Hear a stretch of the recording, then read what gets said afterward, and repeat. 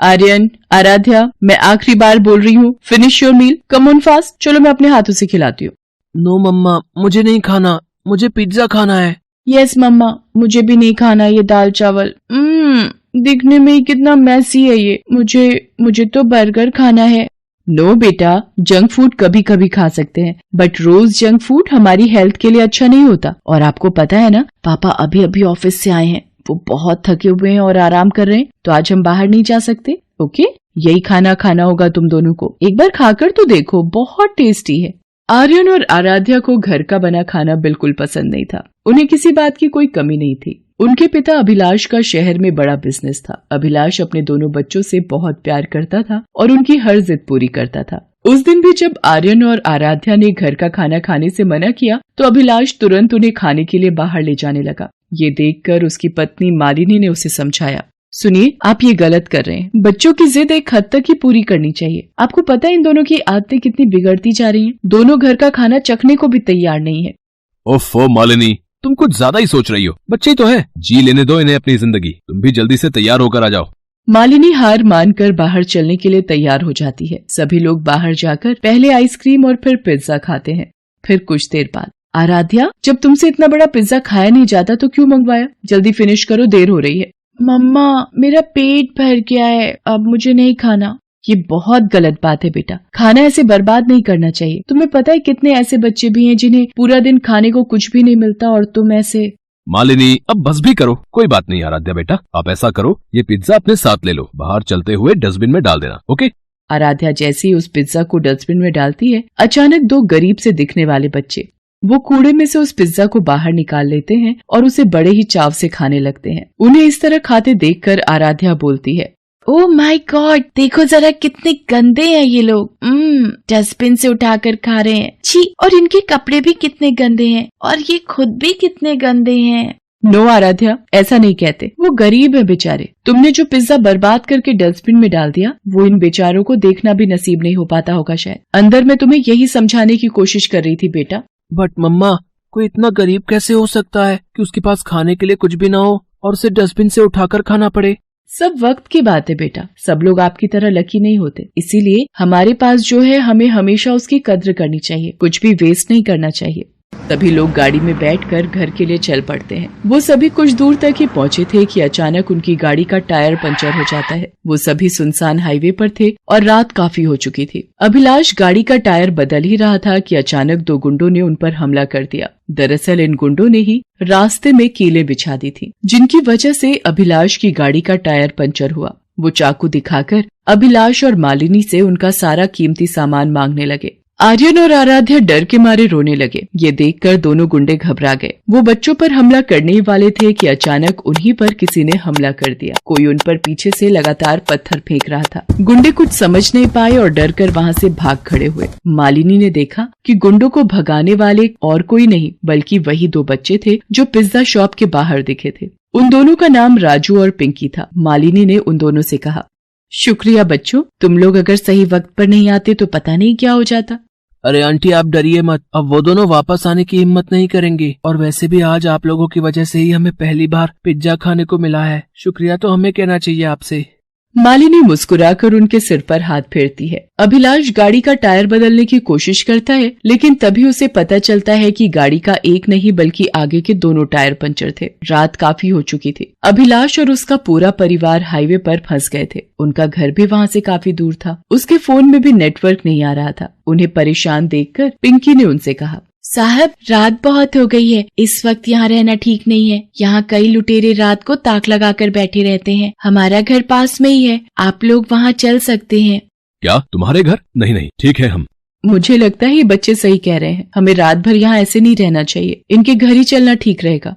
अभिलाष मालिनी की बात मान लेता है और फिर सभी लोग राजू और पिंकी के घर जाते हैं। राजू और पिंकी के पास घर के नाम पर एक टूटी फूटी झोपड़ी थी जो हाईवे के किनारे पर ही थी। राजू और पिंकी अपनी माँ शीला के साथ उसमें रहते थे। शीला देख नहीं सकती थी। राजू और पिंकी जाते ही उसके गले लग जाते हैं। शीला उनसे कहती है, राजू, पिंकी, आ गए तुम दोनों? इतनी देर कैसे हो गई बेटा? तुम दोनों की चिंता हो रही थी मुझे।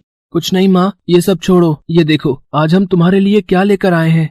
इतना कहकर राजू उसे पिज्जा का एक टुकड़ा शीला को खिलाने लगता है जिसे आराध्या ने फेंका था। ये सब देखकर आराध्या बोलती है, छी, ये तो वही पिज्जा है ना जो मैंने। आराध्या चुप हो जाओ। मालिनी और आराध्या की आवाज सुनकर शीला चौंक जाती है और उनके बारे में पूछती है। राजू उसे सारी बात बताता है। फिर शीला उनसे कहती है, बहुत अच्छा किया बेटा जो इन्हें यहाँ ले आया। मेम साहब, हमारी झोपड़ी आपके लायक तो नहीं, पर हाईवे पर रात के वक्त रहना ठीक नहीं है। बस किसी तरह रात काट लो। जी बहुत बहुत शुक्रिया आपका, हमें अपने घर में जगह देने के लिए। सच में आप और आपके बच्चे बहुत अच्छे हैं। लेकिन आप लोग यहाँ अकेले, आपके पति वो कहाँ हैं? वो तो हमें बहुत पहले अकेले छोड़कर चले गए। इसी हाईवे पर एक हादसे में उनकी मौत हो गई थी और मैंने अपनी आंखें खो दी। तब से मैं और मेरे दोनों बच्चे बेसहारा हो गए और 2 वक्त के खाने के लिए भी मेरे बच्चों को इधर उधर भटकना पड़ता है। मालिनी को शीला और उसके परिवार के लिए बहुत बुरा लगता है। मालिनी, उसके दोनों बच्चे और अभिलाष सभी वहाँ बैठकर सुबह होने का इंतजार करने लगते हैं। तभी आर्यन मालिनी से कहता है, मम्मा, मुझे बहुत जोर से भूख लग रही है। अरे लेकिन बेटा, अभी कुछ ही घंटे तो हुए हैं तुम लोगों को पिज्जा खाए हुए। सुबह तक रुक जाओ, हम घर जाकर खाना खाएंगे। नो मम्मा, सुबह तक तो बहुत देर हो जाएगी, मुझे भी भूख लगी है। मालिनी और अभिलाष के पास बच्चों को खिलाने के लिए कुछ भी नहीं था। वो बच्चों को समझा ही रहे थे कि तभी राजू उनसे बोला, ये लो दोस्त, तुम ये खा लो। राजू के हाथ में 2 सूखी रोटी और थोड़ा सा नमक था। उसके पास खाने के नाम पर बस वही था जिसे भी वो आर्यन को दे रहा था। ये देखकर मालिनी ने उससे कहा, अरे बेटा, फिर तुम क्या खाओगे? रहने दो। हाँ, रहने दो। वैसे भी मुझे ये नहीं खाना, पता नहीं कहाँ से उठा कर लाए होगे ऐसे भी। नहीं दोस्त, ये रोटियां मैंने और मेरी बहन ने दिन में बनाई थी अपने हाथों से। तुम्हें भूख लगी है ना, इसलिए मैं। आर्यन, क्या तरीका है ये बात करने का? आर्यन और आराध्या को भूख लग रही थी। उस वक्त तो वो दोनों उन रोटियों को खाने से मना कर देते हैं, लेकिन रात भर भूखा रहने के बाद सुबह भी जब उनकी गाड़ी काफी देर तक ठीक नहीं हो पाती तो उनसे रहा नहीं जाता। अभिलाष मदद की तलाश में गया हुआ था। दोनों बच्चों का भूख से बुरा हाल था। तभी उन्होंने देखा कि राजू और पिंकी अपने मिट्टी के चूल्हे में फिर से गर्म गर्म रोटियां बना रहे थे। अब तो आराध्या से रहा नहीं गया और वो मालिनी से बोली, मम्मा, मुझे बहुत भूख लग रही है, इनसे कहो ना कि मुझे भी खाना खाना है। आराध्या की बात सुनकर राजू और पिंकी बड़े ही प्यार से गर्म गर्म रोटियां और नमक एक केले के पत्ते पर रखकर आराध्या और आर्यन को देते हैं। दोनों उन रोटियों को खाने लगते हैं। उन्हें वो रोटियां खाकर बहुत अच्छा लग रहा था। इतने में अभिलाष वहाँ आ जाता है और कहता है, आर्यन, आराध्या, आ जाओ बेटा। देखो, मुझे थोड़ी दूर एक रेस्टोरेंट मिल गया। मैं तुम दोनों के लिए बर्गर लेकर आया हूँ। नो पापा, हमें बर्गर नहीं खाना। ये रोटियां खाकर देखिए कितनी टेस्टी है। हमारी दोस्त राजू और पिंकी ने बनाई है। आराध्या की बात सुनकर अभिलाष चौंक जाता है। वो बच्चों को रोकने के लिए आगे बढ़ता है, लेकिन मालिनी उसे रोकते हुए कहती है, नहीं, मत रोकिए इन्हें। आज पहली बार इन्हें भूख और खाने की अहमियत का एहसास हुआ है, जो इनके लिए बहुत जरूरी है। इतना कहकर मालिनी अभिलाष के लाए हुए बर्गर राजू और पिंकी को दे देती है। अभिलाष अपने साथ एक मैकेनिक भी लेकर आया था, जो कुछ ही देर में उनकी गाड़ी ठीक कर देता है। वहाँ से जाने से पहले मालिनी शीला के सामने हाथ जोड़कर कहती है, मैं आपका जितना शुक्रिया अदा करूं वो कम ही है।